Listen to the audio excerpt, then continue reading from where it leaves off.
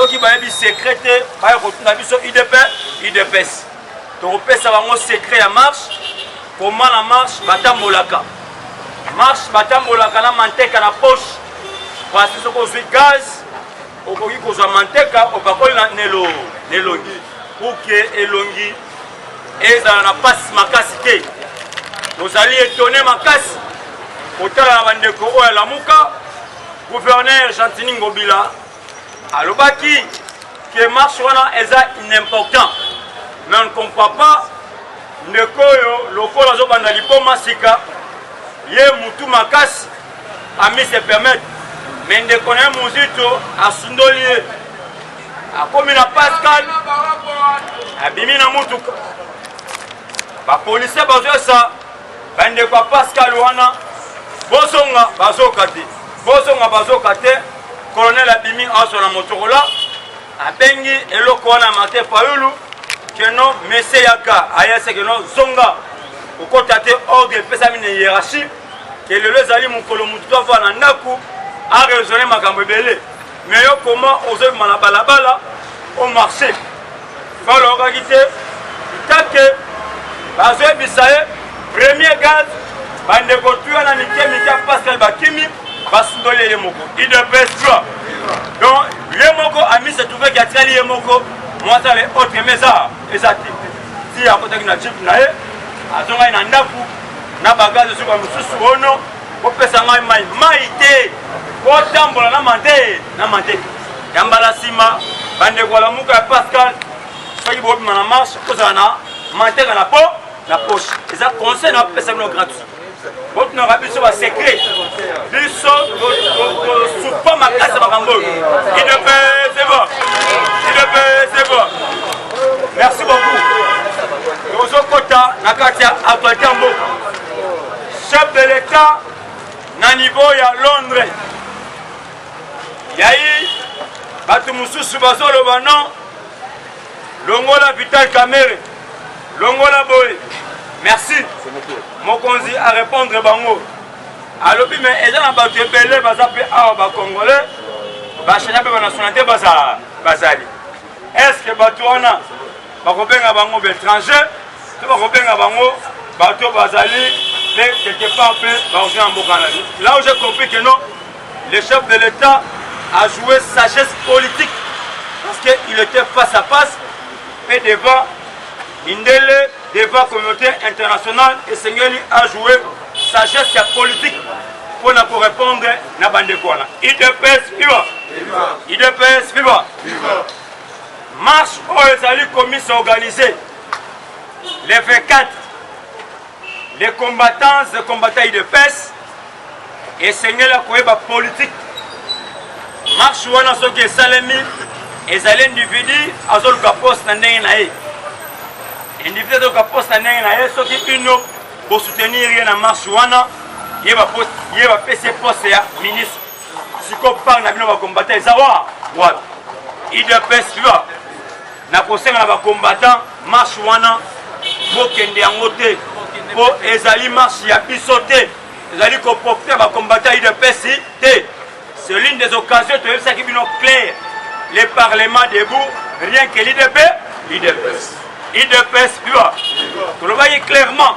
Parlement debout en 2023, et comme ça va député, et comme ça va ministre. Kolobi marche wana etali ba combattant IDPS et etali pays de PSPT, et etali Parlement debout et etali bango moko obozo ba poste na bango. Nendeki na bango bakende bango moko batonza sali bango moko comme ça bapesa bango pose biso toyebi marche wana te IDPS c'est bon IDPS viva les chefs de l'état bato ebele baokanisaki non Félix Tshisekedi diplomatie oyo balakisaka ye pendant 10 ans en tant que secrétaire général adjoint chargé de diplomatie extérieure et à partir, Bakasa Geno Eza ya Pamba. Oh, tu sais que le père Ayeba qui n'est très bien que non, le col de la Simananga, Nazana Mouto a comprendre politique et Sengel n'a l'accès diplomatie à partir pour que l'obisson en azate diplomatie wana ye atika le côté yango yango diplomatie oyo pesa so pouvoir yango et puis diplomatie pe yango yo et kopesa biso accès to ko mena pouvoir ti mukolo ce qui masa kozo akozo IDPS viva batala muka bazawa batesa bazawa ba hotela ngai bolinga te to ko tika pouvoir ti mukolo ce qui masa kozo akozo ata botali ngai bokoda IDPS viva so moi pe simbate j'avais à 100 francs mais j'avais au la maille au meloda au tiki biso to je na mokina bi na biso IDPS viva chef de l'État les 16 avant voyager IDPS viva avant voyager combattant biso na oya na marche on devrait vous soutenir par des mokonzi abimi na miso na biso mokonzi abimi na miso na biso abimi na basécurité na ye basoda na ye oyo baza na mikolo na tennis ya supoma MONUSCO mokonzi ya mboka azobima je plus clairement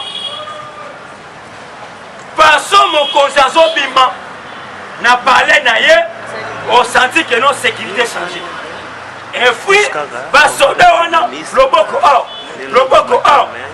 loboko na oyo eza moke ekota 2000 francs na loboko ya bato wana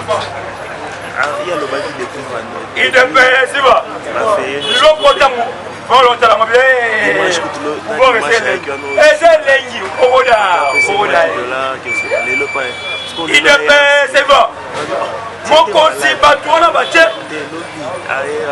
bitende ya pembe na mutu boto noir mona bilongi na bango eza te bake kotika posa na aéroport bato babi mais ce n'est pas possible Félix otoyebaka Félix yango achange boye achange yango moni ntango akotina akomi papape na Rome papa atalebi non na monde ya spiritualité ya kindoki bapoeza bandoki Félix aza te papa tiali nsima alobi yo kende liboso poeza koti poeza pesi ye tableau ya mwasi wana na mwana bazolela na beni souffrance papa talabi non moto akosoutenir yeyo et puis papa se alobi clair alobi na 2021 lokola Félix azo remplacer azozwa pouvoir numéro 1 ya Union africaine na 2021 papa alobi na 2021 nazali moto ya liboso oyo akosala voyage jour yo ozwa pouvoir ya président Union africaine lokola titulaire na 2021 voyage ya papa azwa na 2021 moto akitise nani c'est président Félix IDPS viva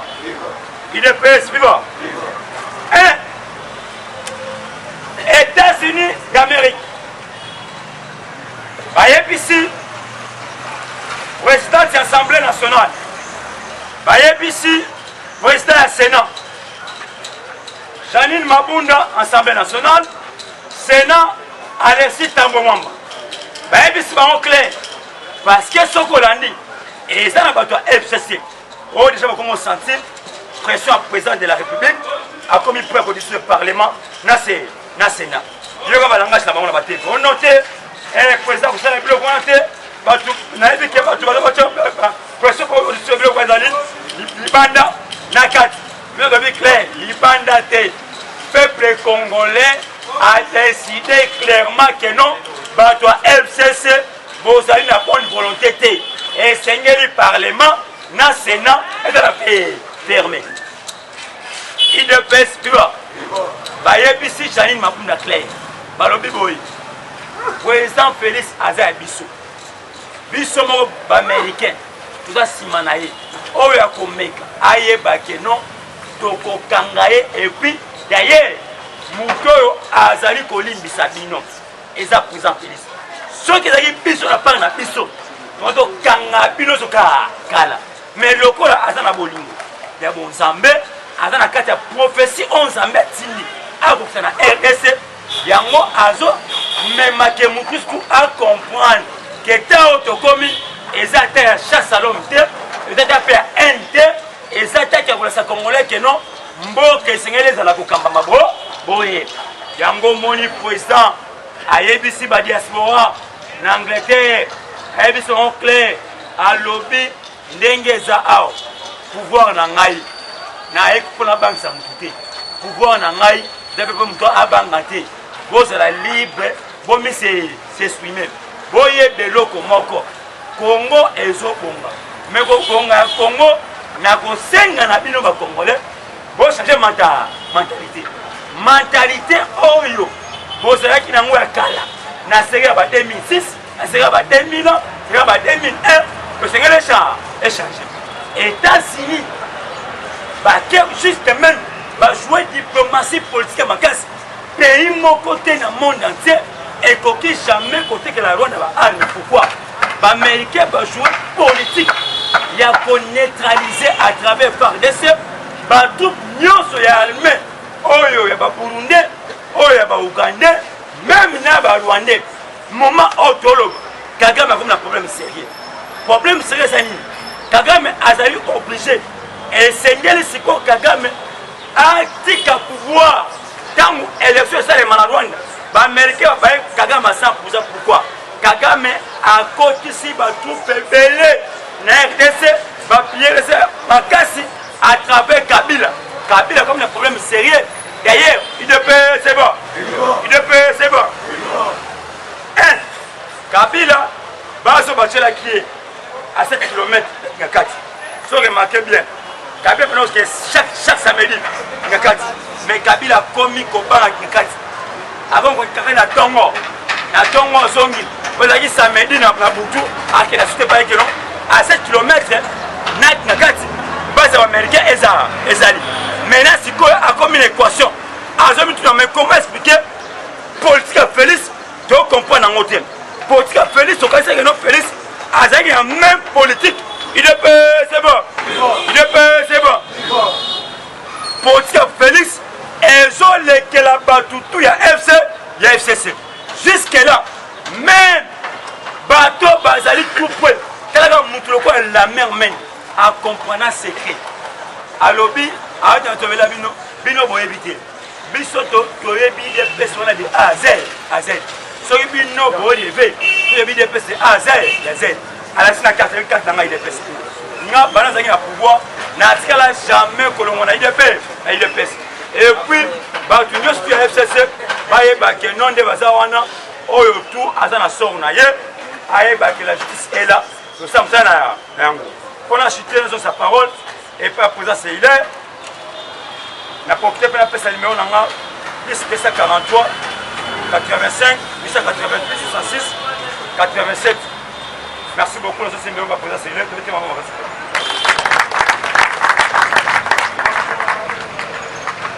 IDPS viva IDPS viva IDPS ok merci beaucoup.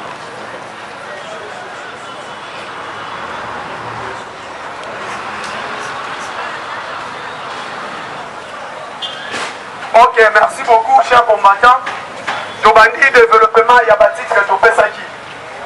Combattants, moment où tu as commis, et ça, moment très difficile. Mais, et ça, bon pour Nabiso. Batu Bazo le baquet, président a redissous du Parlement de pendant que le conflit n'y a pas entre les gouvernements et l'Assemblée nationale. Mais tu voyez, Sabino, avant le président a dissous le Parlement, sauf qui visionne ailleurs, et sauf qui s'est maté, le président a dissous le Parlement. Et puis, à combien de président de l'Assemblée nationale et conserver le sénateur. Parce que, élus au peuple, c'est qui? Ce sont des parlementaires, c'est l'Assemblée nationale. Mais les Sénats sont élus dans le suffrage pour le ceux qui sont supérieurs, ceux qui sont directs. Donc tu vas voter les sénateurs et ça va l'Assemblée provinciale. Or, président, quand il dissout l'Assemblée nationale, automatiquement, il est sorti à Salini, il est fait vivant. Il y a un obanga hotel. FCC no Bibolani Patrick Ekanga. Aza porte-parole. L'un des cadres, il y a bureau politique.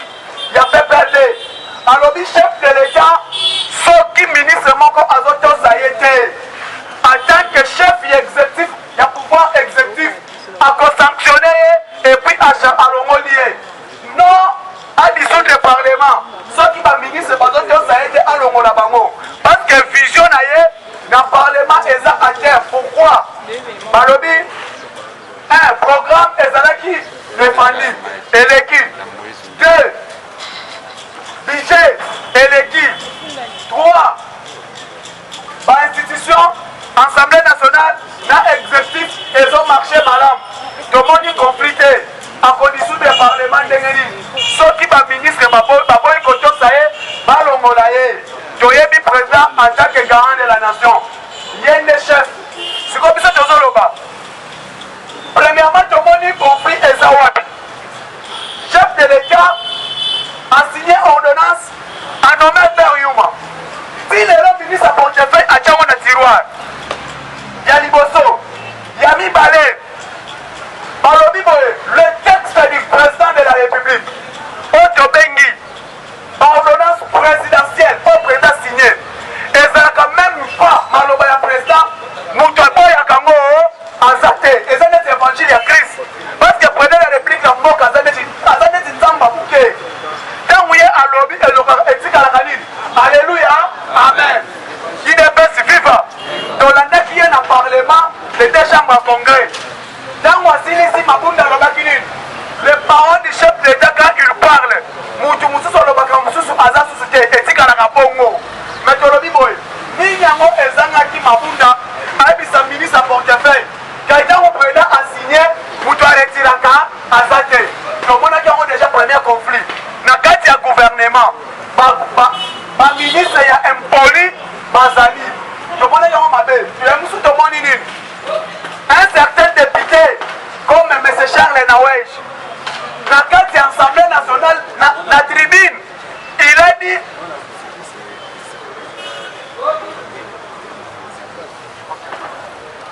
tolani madame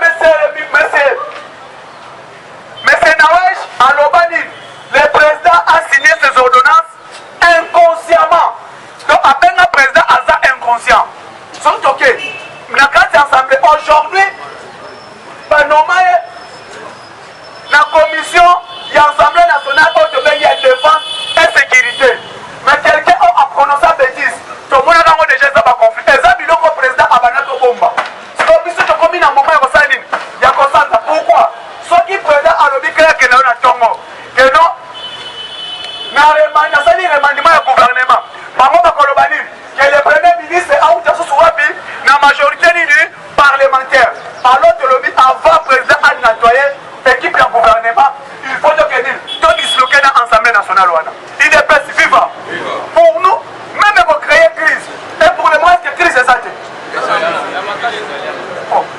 toloba clair entre bénéficiaire tozomona déjà crise ezali parce que comment c'est possible lelo toloba ministre ya justice auti kowangana keno na prison bato bakufi te mais na bande passante ya RTNC bakoma clair il y a 25 personnes mortes na prison centrale ya Makala suite ya quoi manque ya médicaments et plus manque ya biloko ya kolia mais lobby ministre ya justice alobi oh non eza barumeur mais soki eza barumeur ndenge nini rumeur eleka na chaîne nationale et puis na bande passante idps viva nyonso ti bamoni nini parce que commission ya droit de l'homme elobi clair bato nyonso basali mabe na Congo moye bakozala même pas garder même oke o immunité moko boya nzambe kiti bakolandela ye 1 c'est Joseph Kabila 2 c'est Shadari 3 Kimbuta batutu wana balobi même bazwi nzambe atia immunité parlementaire ya bunzambe na ye kati na bango moye baprotéger bango eza te lobi tolandi porte bato ya Lambert Mende balobi clair bandeko bacombattant keno soki président de la république azomona ke mboka ezomarche bien te aza na droit à dissoudre le parlement lobi bato ya nani Thierry Mousseleko soki Thierry Mousseleko alobi clair soki président moni vision na ye ezotambola bien te a dissoudre assemblée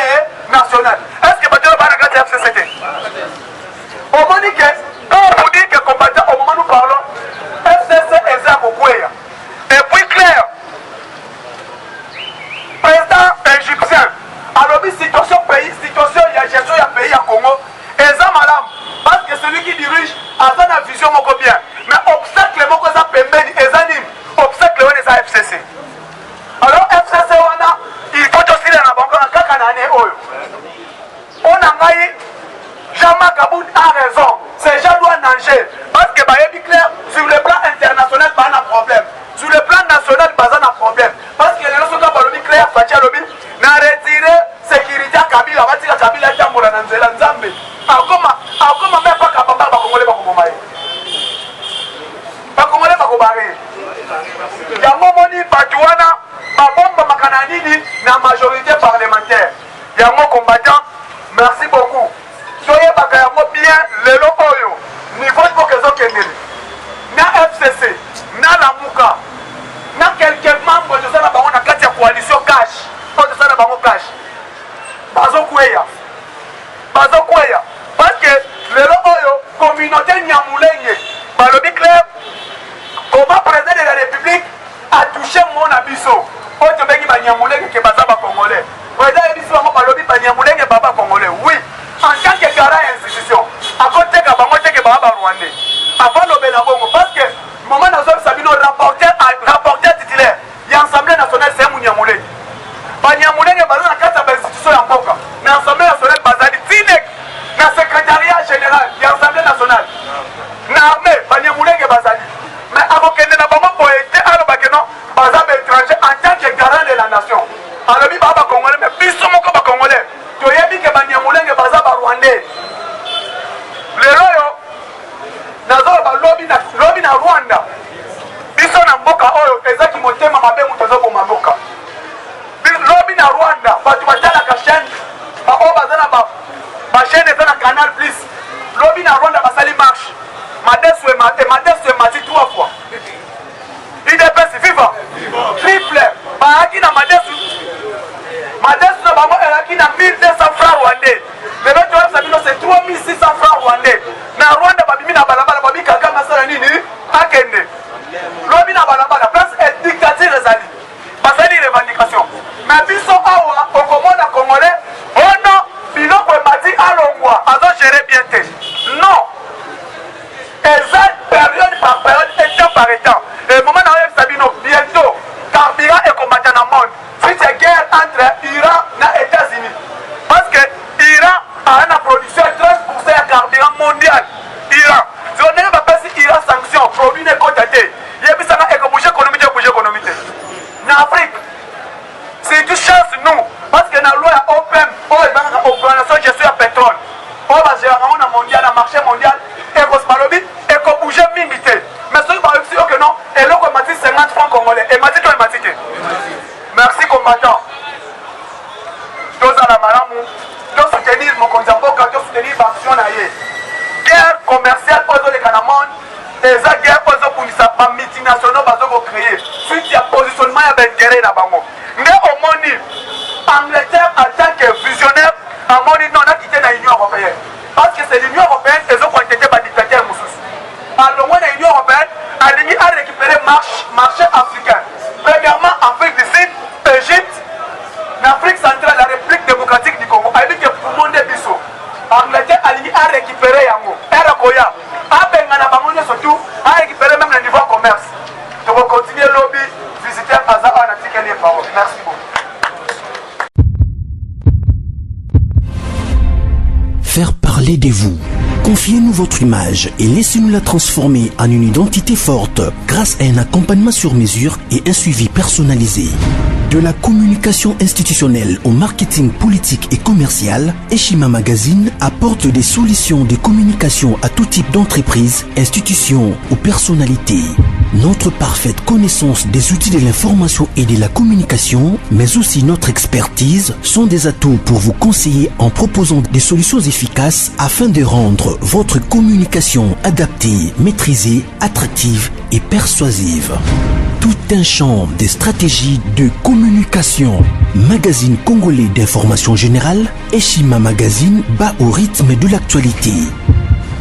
impartial, documenté, instructif. Eshima au cœur de l'info. Communiquer de manière impactante nous exige une analyse approfondie de besoins, des objectifs et des cibles. Eshima Magazine assure l'intégralité de la promotion de vos projets, de leur conception à leur réalisation. Conseil en stratégie de communication et publicité, désir de partager, ambition de convaincre. Faites-nous confiance. Nos méthodes de travail, notre rigueur, ainsi que nos compétences comme identité de support des communications font de nous le magazine de référence. Retrouvez Eshima Magazine au 4012 avenue Oia dans la commune de Kintambo à 2 minutes de magasin. Contact eshima-magazine@hotmail.com. Téléphone plus 243 85 11 34 444. Eshima Magazine, un nouveau standard d'information.